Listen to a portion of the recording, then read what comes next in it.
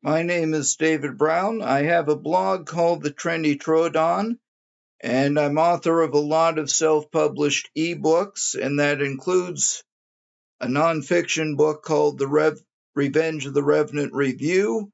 That's a guide to zombie movies, very much based on others, especially the Zombie Movie Encyclopedia. So I've been working on follow-ups to a series of videos, so far just two I had done for Halloween on zombie movies, and I've been working on a series of follow-ups. I have one complete at this point, and I've been working on what I decided needed to be two more. So the previous one I did was on what I consider top tier zombie movies, and this one will be covering what I consider underrated zombie movies. I decided I needed to do a separate one for what I would call unknown zombie movies. Now, there is a major distinction I make that I'll go ahead and go into between underrated and unknown. Unknown are things a whole lot of people, whether or not they really know the genre, will simply never have heard of.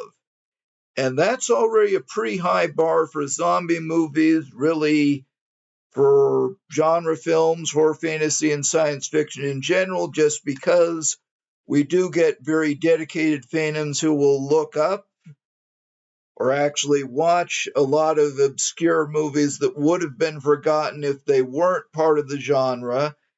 Uh, and there's also a lot of room for argument about what's unknown. Uh, and I think another thing that can come in is whether something is even generally recognized as a zombie movie. And since that's a complex concept, that in itself leads to a lot of debate. Now, the underrated movies, I would consider ones that are relatively well known. They can be obscure by regular standards or even genre standards, but people who have really done their reading will at least know about them. And they tend to be movies that are either divisive or still usually viewed critically. And there are also some, again, in the category of just people arguing or not even discussing whether they actually qualify as a zombie movie. I might work in a few of those.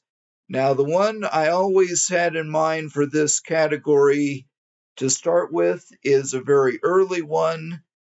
It's called Revenge of the Zombies. It's arguably a voodoo zombie movie, certainly the same period. It was made and released in 1943, which is the same year as I Walked with a Zombie, which I discussed in top tier zombie movies.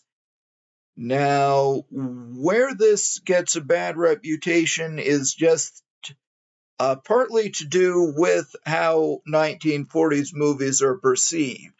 People get the idea that a low budget 1940s movie was equivalent to a 1950s B movie.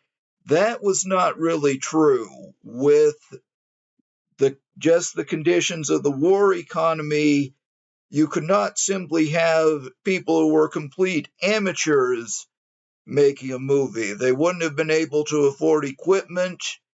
Even if they had, a lot of equipment was being taken for the war or war propaganda, and the market conditions just weren't right for a completely independent film. And also, the movies that really were equivalent to B movies were not getting into theaters unless it was as part of war propaganda, or you did have a big market for completely amateur adult films, which really couldn't even be done openly at that point because of the laws. So, factoring into that, movies like this are reasonably professional productions. They had actors with some reputation, a minimum of talent, and the people making them especially would have at least a minimum standard of competence. And with this in particular, another thing that gets it marked down is that it's widely considered a remake. It was very similar to an earlier movie called King of the Zombies, and that included having the same cast, especially one of the stars was an African American actor named Manton Moreland. They also had James Baskett. He's best known for Song of the South, and he was the main zombie, really fitting most of what I consider the criteria for a character zombie. So that alone makes it interesting. So the plot is that there's a mad scientist trying to make an army of zombies. An extra bit of randomness there. It's supposed to be a German scientist, so that actually makes this one of the very first Nazi zombie movies. And what they make the centerpiece of the plot is that somewhere along the way, the mad scientist resurrected his wife as a zombie, and she just wanders around doing her own thing. And of course, eventually, the zombies turn on him, and his wife leads. So even for that time, it was a pretty routine plot, but it is well done, and there are some interesting variations. What's most really entertaining to watch is that they actually have interactions between Moreland's character and the character zombie. The character zombie can talk, he has intelligence, personality, and he remembers being alive. At one point, he points at a car and says, "When I was alive, I drove a car like this." And what's completely surreal and funny, but in a really satirical way, is that the living guy actually responds and engages in it like it's a real conversation. So that makes this certainly one of the better zombie movies from the 30s and 40s. And there are at least interesting ideas in there that set up what would come later. Now, moving forward, I'm going to cover one that I considered for unknown, The Brain That Wouldn't Die. Now, this was a 1950s B movie, a real B movie that ended up coming out in the 1960s. Now, where people get the wrong idea about this one is that it actually was above average for a B movie, and then a lot of the real worst B movies are either still poorly known or just gone. And it was also one that managed to get ahead of its time, but we don't really appreciate that because the stuff that isn't dated and cliched either became its own cliche or now seems routine. So the plot is that there's a man who gets into an accident with his fiancee. He's introduced as a doctor. Then you find out he's a mad scientist who's been trying to bring people back to life. So he takes his fiancee's severed head, either keeps her alive or brings her back to life. And that right there is what you can consider a zombie adjacent idea that had its own thing. And there is a real zombie, you just don't see it till the end. It's a creature in the closet. What's said about it is that it started out as grafted tissue cobbled together, then that was brought to life and mutated. And when you see it, it is very grotesque, and there is a fair amount of gore. It uh, tears one guy's arm off, then it bites the mad scientist to life. You can kind of consider it a predecessor of the flesh eating zombie, except when it bites the guy, it just spits out what it bites off. So, overall, This does have about the reputation it deserves, just what people will call So Bad It's Good, which is really more neutrally a cult movie, but it does deserve more recognition for building up the zombie movie. And the biggest thing really is just that it's about domestic dysfunction. It starts out making it look like this is a love story. What you really see, though, is that the relationship was always dysfunctional. What happens on screen and the situations is just bringing it out and making it worse. Now, I do have a few notes here. Moving forward, I'm going to the modern zombie movie era. One I will mention here that I might have gone into otherwise under unknown or unappreciated zombie movies is The Grapes of Death. This is another one. It's well known, but people still argue whether it's really a zombie movie. It's really a French remake of The Crazies, and it's well done as such. The plot is that there's a chemical that's driving people psychotic and it gives them these lesions. Now, what I find does qualify as a zombie movie is that they do a lot of the time look and move like George Romero's zombie movies, which at that point was just Night of the Living Dead. And there is a similar apocalyptic theme, though you did have that in The Crazies also. And what's most interesting is that it's one of the ones that really gives the zombies a point of view. You see people who are psychotic and either fighting it or trying to hide it, and you also do get a few who aren't violent at all. They're just kind of pitiful. And it's all done very professionally. The guy who did it was otherwise an exploitation or adult film director. This probably was one of his better ones. I've seen another one I won't even mention that was awful and incoherent and dull. This, certainly by comparison, was very well done. It's a little heavy on gore and nudity, but even then, there's some lines it doesn't cross.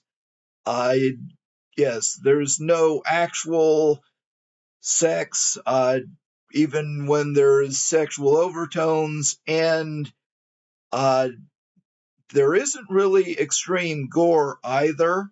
There's a lot of blood, but that's about it. And again, there is very much a domestic theme, so that is also very forward thinking. It's still above average as a zombie movie. Now, the one really notorious zombie movie I'm going to be getting to is from right at the beginning of the 80s. It's called The City of the Walking Dead or Nightmare City. It's one of the foreign films that has a whole bunch of titles. With this one, Peter Dendel especially was very critical of it. Other people are at least a little more favorable. The guy who made it kind of hurt his own case by trying to say it was intellectual and artistic, which it's not. What's very unique about it is that it actually shows zombies that are not just intelligent but able to work as a group. They use weapons, even guns. Sometimes they drive vehicles, though that's usually just used when there's no other way for the zombies to appear. And overall, it's actually done mostly seriously. Some things you can definitely tell they were at least going for a satirical angle. One thing that's actually funny is when they're invading a hospital and a surgeon in an operating room is just annoyed when he hears zombies banging at the door. Another moment that's actually very disturbing people go into a church and they discover one of the priests has turned into a zombie. So overall, it's not as bad as some people say. Even people like Dendel will say at least it was an interesting zombie movie on a conceptual level. So overall, it's worth watching if you can handle a fair amount of gore and just lower production values. Now, this will be an example of a really polarizing film, Return of the Living Dead 2. Now, what has really definitely hurt this one is that it was not supposed to have anything to do with Return of the Living Dead. There was a script that was written probably about the time of the original Return of the Living Dead. Then somebody decided to produce the script as a sequel to Return of the Living Dead. And that was a double-edged sword. You can definitely see where it might have been better if it hadn't been done as a sequel, but then the chances are now it would simply be a forgotten film. So compared to Return of the Living Dead, it gets criticized a lot. Certainly, if you're looking at it as a comedy, it doesn't do nearly as well. But what it really doesn't get credit for is that it really is done a lot more seriously than Return of the Living Dead. And that's where you could really see if it had just been its own thing, it would at least have been a solid, straight zombie film. Uh, and with the zombies especially, they're a lot lower tech than Return of the Living Dead. Uh, that leads to a lot that look cheap, though if you really look at Return of the Living Dead, a lot of their zombies weren't great either. They were just usually the ones in the background. But there are some where having the lower tech effects really works in their favor, especially there's a kid, either elementary or junior high, who's zombified. He is incredibly creepy. So overall, it's better than people have said. Even the people who criticize it will say if you appreciate it all on its own, it holds up better than it would just considered as a sequel to Return of the Living Dead. And another one I couldn't avoid mentioning is the Night of the Living Dead remake. This is an old videotape I have of it. Now, with this, it just really set out to do something that just couldn't be done. Uh, and it's really something where you see where even comparing George Romero movies to each other isn't really fair. It was done in 1990 with a much higher budget than the original, and just in a different way. The original was a horror movie. This is done more like an 80s and 90s action movie, and that's definitely going to have hits and misses. It really depends a lot on what you liked or didn't like about the original. But it's definitely one of the best 80s and 90s zombie movies for production values, and it's well done. And the way it was done, uh, George Romero was involved mainly as the writer. Uh, there's really anecdotes where if he had been more involved, it might have done a lot better. But they had Tom Savini, who was a makeup and effects guy from Dawn of the Dead, directing it. So it's not all great, but it's still very well done, and it especially benefits from having really professional actors, certainly in the lead roles. The big thing, they have Tony Todd as Ben, literally punching holes in the scenery. So that alone makes this good overall. It's borderline between top tier and underrated. It's certainly gotten a lot more appreciated than it was.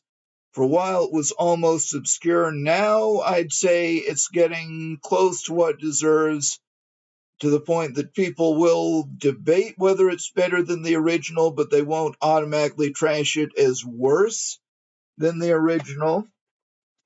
And for 1990s, really, that's close to the end. I'd covered Idle Hands, and looking ahead to the 2000s, there's a couple more I'm going to cover, both really related to Romero. One is Day of the Dead, from 2008.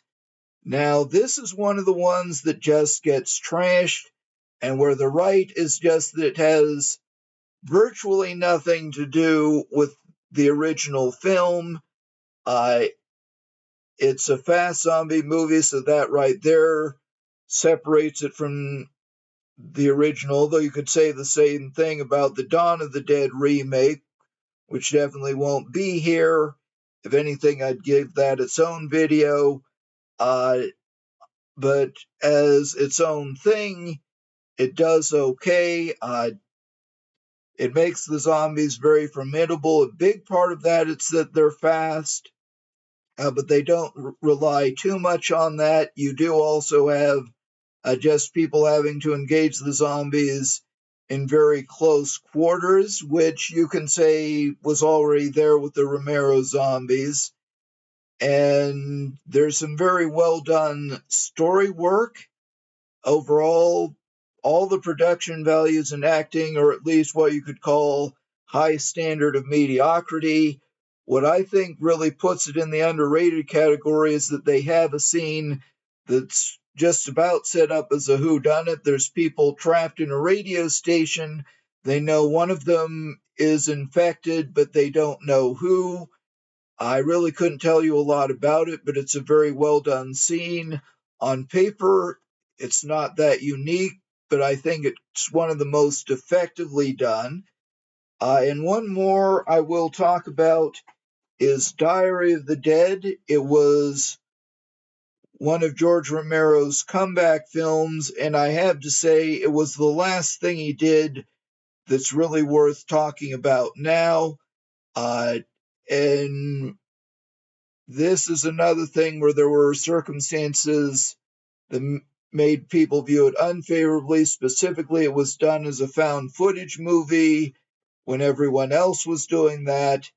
At the very least, this is a way to actually make found footage work. What it really came down to was that they didn't mess around with any pretense that it's just a regular person holding the camera. Instead, they set it up that it's film students with real equipment who know what they're doing, and when the zombie apocalypse starts, they just decide all on their own to start recording it. And beyond that, where there are definitely issues with the film, is that it's done in a very episodic format. And that in itself just means there are hits and misses. The sequence that's definitely doesn't work that well is where they go into an Amish colony and meet a guy who can't talk. That ends up with a gore shot that's just completely contrived and doesn't make sense. But there are moments that work very well, and where the found footage idea is well used, especially about the midpoint when they go into a hospital. It also does actually pick up at the ending when it's really feeling like they're coming to an actual point. The creepiest thing there, probably in the whole movie, is where they find a house where it was supposed to be secure, but the zombies have overrun a lot of it. And then the last guy alive just shows one of the people who've arrived a pool where there is a bunch of zombies in the pool that can't get out, or at least he's able to push them back in. So overall, it's very well done, and it's interesting for updating the zombie movie idea. So that really goes through what I would consider the underrated but known movies. If there's anything I'd add to that, it would be Resident Evil. That I really might give its own video. And with that, I'm going to close out this video. I'll be coming back with what I would consider the really unknown zombie movies, and that will have some really weird ones. For now, I'm signing off.